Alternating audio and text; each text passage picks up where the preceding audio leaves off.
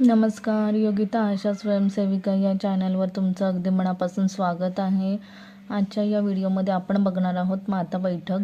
माता बैठक ही जुलै 2026 या महिन्याची आहे.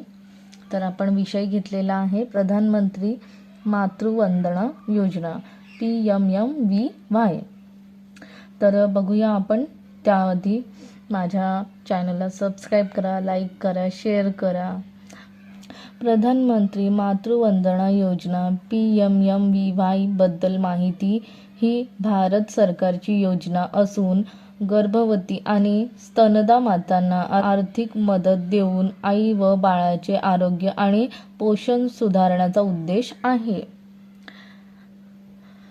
ही प्रधानमंत्री मातृवंदना योजना आहे. ही गर्भवती आणि स्तनदा मातांना असते. आपण त्या बैठकीमध्ये सांगू शकतो. योजनेचे फायदे बघूया आता. त्या योजनेचे फायदे: पहिल्या जिवंत अपत्यासाठी 5,000 रुपये आर्थिक मदत 2 हप्त्यांमध्ये दिली जाते. म्हणजे जे पहिलं बाळ असेल, पहिल्या बाळासाठी 5,000 रुपये आपल्याला सरकार मदत देत असते. ती 2 हप्त्यांमध्ये दिली जाते. म्हणजे अडीच करून 2 टप्प्यांमध्ये दिली जाते. आणि दुसरे अपत्य मुलगी असल्यास 6,000 रुपये एक रकमी आर्थिक मदत दिली जाते. जर दुसरं अपत्य मुलगी असेल तर 6,000 रुपये ते एकाच वेळी जमा होतात, ते टप्प्यात जमा होत नाही. आणि जर दुसरं अपत्य मुलगा असेल तर ही 6,000 रुपयाची रक्कम मिळत नाही. योजनेचा उद्देश बघूया. गर्भवती महिलांना पौष्टिक आहारासाठी मदत करणे. दुसरं, नियमित गर्भ तपासणी ANC करण्यात प्रोत्साहन देणे. संस्थात्मक प्रसूती वाढवणे, आई व बाळाचे आरोग्य सुधारणे आणि कुपोषण कमी करणे.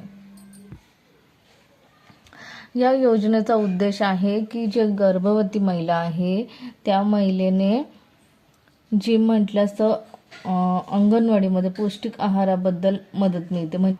नियमित गर्भ तपासणी म्हणजे जी तपासणी असते त्या तपासण्या पूर्ण झाल्या पाहिजेत. म्हणजे जी संस्थात्मक प्रसूती, संस्थात्मक म्हणजे आपल्या ज्या सरकारी हॉस्पिटल आहे तिथे प्रसूती जास्तीत जास्त वाढवली पाहिजे. म्हणजे घरी न डिलिव्हरी होता संस्थेमध्ये झाली पाहिजे. आई व बाळाचे आरोग्य सुधारणे व कुपोषण कमी करणे. म्हणजे कुपोषण नाही व्हायला पाहिजे, त्यांना जे आहार आहे तो व्यवस्थित मिळाला पाहिजे.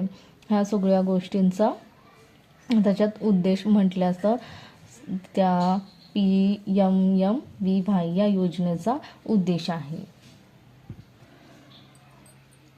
तर लाभ मिळण्यासाठी काय करावे? पहिलं, गर्भधारणेची नोंदणी सरकारी आरोग्य संस्थेत करावी. बरोबर. म्हणजे गर्भधारणेची नोंदणी जी गर्भवती माता आहे तिने आपल्या ज्या उपकेंद्र आहे, जे आपलं जवळचं अंगणवाडी आहे त्या ठिकाणी नोंदणी करणे आवश्यक आहे. नियमित ANCच्या तपासण्या, ज्या तपासण्या आहेत गर्भवती मातेच्या 3 तपासण्या आहेत त्या पूर्ण झाल्या पाहिजेत. बाळाचा जन्म झाल्यानंतर त्याची नोंदणी करायची असते.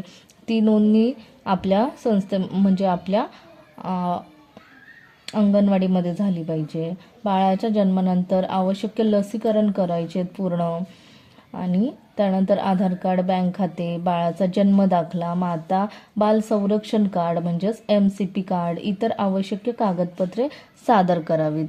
मग आपल्याला जी लागणारे कागदपत्र आहेत ती खाली दिलेली आहेत, ती आपण त्यांना मातांना सांगायची आहेत. आणि त्या सगळे डॉक्युमेंट्स त्यांनी रेडी ठेवले पाहिजे. त्यावेळेस एखादं जरी तुमच्याकडे कागदपत्र कमी असेल तर ते पैसे मिळत नाही, अडचण येते. आपण हे त्यांना सांगू शकतो. आणि जी योजना आहे या योजनेमध्ये ज्या तपासण्या आहेत, तुम्ही ज्या पूर्ण तपासण्या केल्या पाहिजेत, त्याची नोंदणी व्यवस्थित केली पाहिजे. जास्त महिने म्हटले असं झाले आणि नोंदणी करायला गेले तर ते पैसे मिळत नाही. आपल्याला 2 किंवा 3 महिन्याच्या आत नोंदणी करायची आहे तर आपल्याला हे पैसे मिळू शकतात. आपल्याकडे खूपच मातांना उशिरा नोंदणी करतात आणि मग ते सांगतात आमचे पैसे मिळाले नाही, प्रॉब्लेम्स होतात. आपण त्यांना सांगायचे की तुम्ही ज्या तपासण्या आहेत, नोंदणी आहे, त्या सगळ्या वेळोवेळ केल्या तरच तुम्हाला ते पूर्ण 5,000 रुपये मिळू शकतात. तर आपण त्यांना हा फॉर्म आहे आपल्या अंगणवाडीमध्ये भरायचा आहे. आपण त्या अंगणवाडीमध्ये जाऊन त्या अंगणवाडीतील ताईंना विचारायचं आहे. आपण जेव्हा पहिल्यांदा गरोदर असतो तेव्हा ते 5,000 रुपये मिळतात. आपण त्यांना संपर्क केल्यानंतर सगळी माहिती मिळते. ज्या नवीन माता आहेत त्यांना आपण ही माहिती सांगू शकतो. मीटिंगमध्ये आपण त्यांना खूप याबद्दल आणखी चांगल्या प्रकारे बोलू शकतो. जर याच्यामध्ये माझं काही चुकीचं असेल तर तुम्ही कमेंटमध्ये मला सांगा.